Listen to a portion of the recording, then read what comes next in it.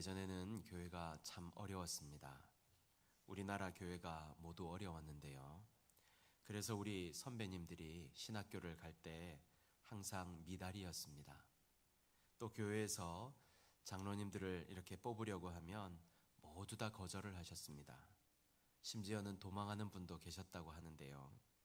그만큼 당시에는 교회에서 이렇게 섬기는 일이 쉽게 말해서 인기가 없었던 것입니다. 그런데 교회가 어느 정도 성장을 하고 또 자리가 잡히니 너도 나도 신학교를 가겠다 하는 시기가 있었습니다. 많을 때는 10대 1이 넘는 경쟁률도 보이기도 했는데요. 그리고 너도 나도 장로님이 되기를 원하셨습니다. 지금도 대형 교회의 장로님은 줄을 서지만 우리 교회 같은 작은 교회 장로님은 되지 않으려고 합니다. 그런데 왜 그럴까요? 왜냐하면 많은 희생이 뒤따르기 때문입니다. 시간을 들여야 하고 물질을 들여야 하며 마음을 들여서 섬겨야 하기 때문입니다. 그런데 교회만 그럴까요? 세상은 더하지요. 그나마 가끔씩 다른 사람을 위한 헌신과 이 희생의 미담이 들려오기는 합니다만, 그러나 세상은 여전히 대접받기보다는 대접을 받으려고 합니다. 섬기기보다는 군림하려고 하지요. 제게 잊혀지지 않는 장면이 하나 있는데요. 어느 정치인이 캐리어를 들고 공항을 이렇게 빠져나오면서 쳐다보지도 않고 비서진에게 밀었던 모습이었습니다. 그런데 그 정치인만 그럴까요? 저는 아니라고 생각합니다. 많은 사람들이 좀 있다고, 좀 가졌다고 군림하고, 섬기려 하기보다는 섬김을 받으려 하고, 희생하기보다는 희생을 요구하는 일이 얼마나 많이 일어나고 있는지 모릅니다. 이런 세상과 또한 교회 안에서 그렇다면 우리는 어떻게 해야 할까요? 믿음을 가진 우리, 예수님을 구주로 섬기고 따르면서 그리스도인이라 불리기를 원하고 또 스스로 그리스도인이라고 고백하는 우리는 어떤 삶의 자세를 갖고 살아가야 할까요?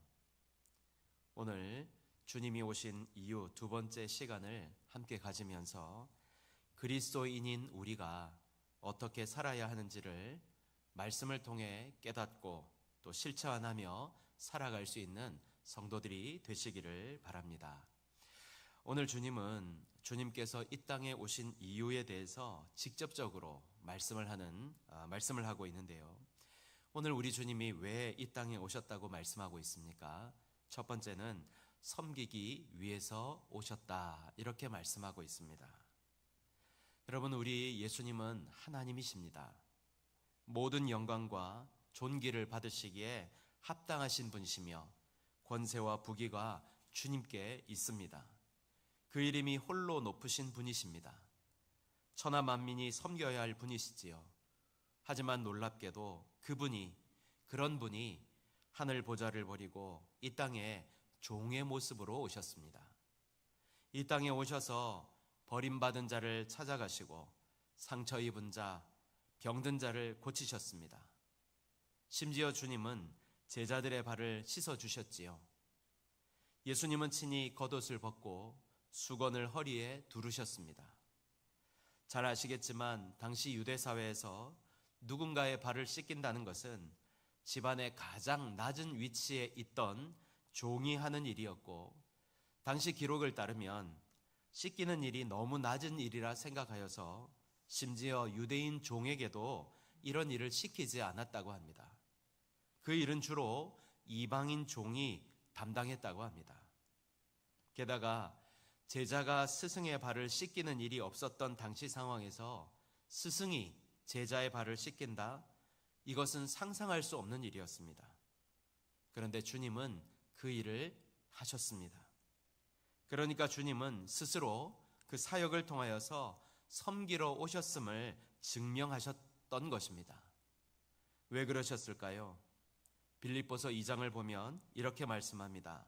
자기를 비워 종의 형체를 가지사. 사랑하는 여러분, 예수님께서 이 모습을 통해 무엇을 보여주고 싶어 하는 것일까요? 구원은 높은 곳에서 이루어지는 것이 아니라는 것입니다. 구원은 가장 낮은 자리, 낮아지는 그 자리에서 시작됩니다. 이것을 우리 주님이 친히 우리들에게 보여주신 것입니다. 그런데요, 여러분, 우리 주님의 섬김은 단순히 발을 씻기시는 수준에서 멈추지 않았습니다. 낮아짐의 섬김을 넘어 이제는 자신의 생명을 내어놓는 십자가로 나아가셨습니다. 두 번째, 자기 목숨을 대속물로 주려고 오셨습니다. 2차 세계대전 당시에 아우슈비츠 수용소에서 있었던 실화인데요. 악명 높은 수용소였던 이곳에서 포로 한 명이 탈출하는 사건이 일어났습니다. 간수들은 수용소의 규칙을 따라서 본보기로 같은 동에 있던 죄수 10명을 뽑아서 굶겨 죽이기로 하였습니다. 그때 프란치스코 가요브니체크라는 사람이 선발되자 그는 울부짖었습니다. 내 아내와 자식들을 두고 나는 이렇게 죽을 수 없습니다 라고 절규하였습니다. 그때 한 수척한 남자가 앞으로 걸어 나왔습니다. 막시밀리아노 콜베 신부였습니다. 그는 수용소 소장에게 말했습니다. 나는 가족이 없으니 내가 저 사람 대신 죽겠습니다. 소장은 허락했고 가요브니체크 대신 콜베 신부가 지하 감옥에 갇혀서 굶주림 끝에 목숨을 잃고 말았습니다. 가요브니체크가 치러야 할 이 죽음의 값을 콜베 신부가 대신 치름으로 그는 죽음에서 건져져 자유를 얻게 된 것입니다. 여러분, 대속물이라는 말이 무슨 뜻입니까? 값을 치르고 누군가를 자유케 하는 것을 말합니다. 우리는 죄로 말미암아 하나님의 진노 아래에 있었고 스스로는 결코 벗어날 수 없는, 그래서 결국 멸망받을 수밖에 없던 인생들이었습니다. 그런데 이처럼 멸망받을 인생, 우리들을 위해 예수님은 우리가 받아야 할 죄값을 대신 치렀습니다. 저와 여러분의 죄의 값을 위해 자신의 목숨을 대속물로 내어주셨던 것입니다. 그것이 바로 십자가입니다. 십자가는 단순한 희생이 아닙니다. 예수님께서 나의 죄를 대신 짊어지신 사건이며 나를 대신해 죽으신 사건입니다. 우리 주님의 죽으심으로 말미암아 우리가 살게 된 것입니다. 이 목적을 갖고 예수님이 이 땅에 오셨던 것입니다. 자, 그렇다면 오늘 주님의 이러한 모습, 친히 가르쳐 주시고 말씀하시고 보여주신 이런 놀라운 은혜, 측량할 수 없는 이 대속의 은혜를 받은 우리는 어떻게 살아야 할까요? 첫 번째, 우리도 섬기는 자가 되어야 합니다. 우리 주님께서 제자들의 발을 씻기신 후에 이렇게 말씀하셨습니다. 요한복음 13장 14절에서 15절입니다. 내가 주와 또는 선생이 되어 너희 발을 씻었으니 너희도 서로 발을 씻어주는 것이 옳으니라. 내가 너희에게 행한 것 같이 너희도 행하게 하려 하여 본을 보였노라. 아멘. 우리 주님이 지금 무슨 말씀을 하시는 것입니까? 내가 너희에게 본을 이미 보였다는 것입니다. 사랑하는 여러분, 우리는 이미 예수님이 어떻게 섬기셨고, 그래서 우리는 어떻게 섬겨야 하는 것인지, 섬기는 것이 무엇인지 다 알고 있습니다. 이미 충분히 배웠습니다. 그래서 어떻게 해야 할지도 다 알고 있습니다. 하지만 우리는 어떻습니까? 섬기려 하지 않습니다. 왜 그렇습니까? 바쁘다고, 상처받을까 봐, 굳이 시간을 빼앗기고 싶지 않아서 섬기는 자리에 가려 하지 않습니다. 우리 주님은 본을 보이시면서까지 보여주셨음에도 불구하고 애써 외면하고 섬기려 하지 않지요. 그런 우리들에게 오늘 주님은 다시 말씀하고 계십니다. 내가 너희에게 행한 것 같이 너희도 행하게 하려 하여 본을 보였노라. 아멘. 그리고 덧붙여 주님 말씀하십니다. 이것이 옳은 일이다. 이것이 옳은 일이다. 라고 말이지요. 사랑하는 여러분, 우리 이제 내가 조금 힘들고 어렵더라도 주님이 보여주신 것처럼, 주님이 행하셨던 것처럼 낮은 자리에서 섬길 수 있는 성도들이 되시기를 바랍니다. 영혼들을 섬기고 교회와 내가 맡은 일을, 내게 맡겨진 일 순종함으로 섬길 수 있는 성도들이 되시기를 바랍니다. 우리가 그곳에서 주님의 마음으로 섬길 때에 주님 우리의 섬김을 받아주시고 우리를 통해 교회를 세우시며 마지막 날 잘하였다, 착하고 충성된 종아라는 큰 칭찬을 받는 성도들이 되어질 줄 믿습니다. 이 믿음으로 날마다 섬김의 자리로 나아갈 수 있는 저와 여러분 모두가 되시기를 간절히 바랍니다. 두 번째, 우리도 희생해야 합니다. 우리 주님은 주님이 이 땅에 오신 이유를 자신을 많은 사람의 대속물로 주려 함이라고 말씀하고 계십니다. 대속물로 주려 함이라는 말씀이 무슨 뜻일까요? 자신을 희생시키겠다는 말씀입니다.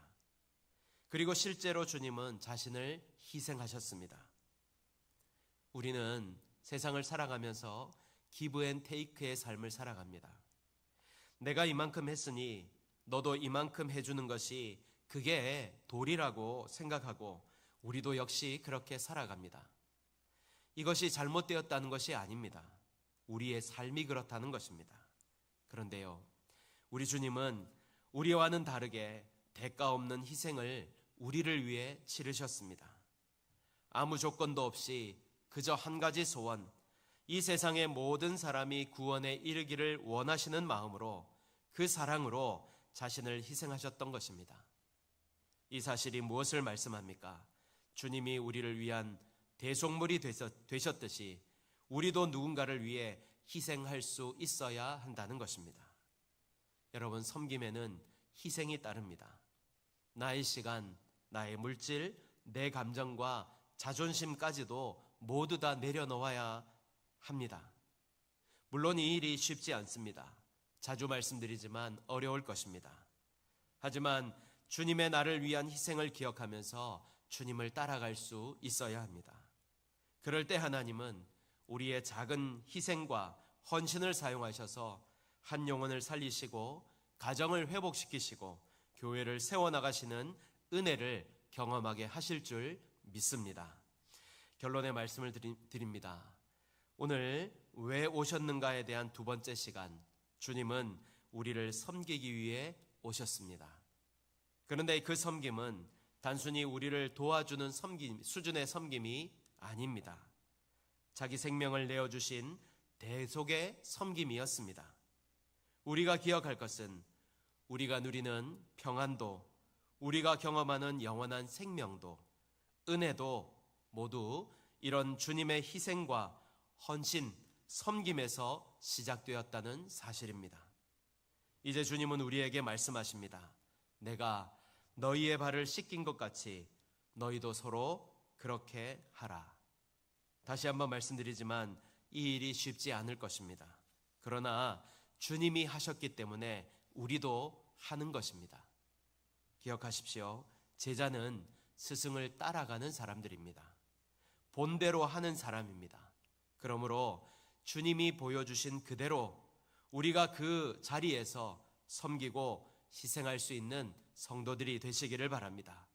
그럴 때 우리는 진정으로 주님을 따르는 제자가 될 것이며 우리 삶 가운데에 주님을 따르는 풍성한 은혜가 넘치게 될 줄 믿습니다.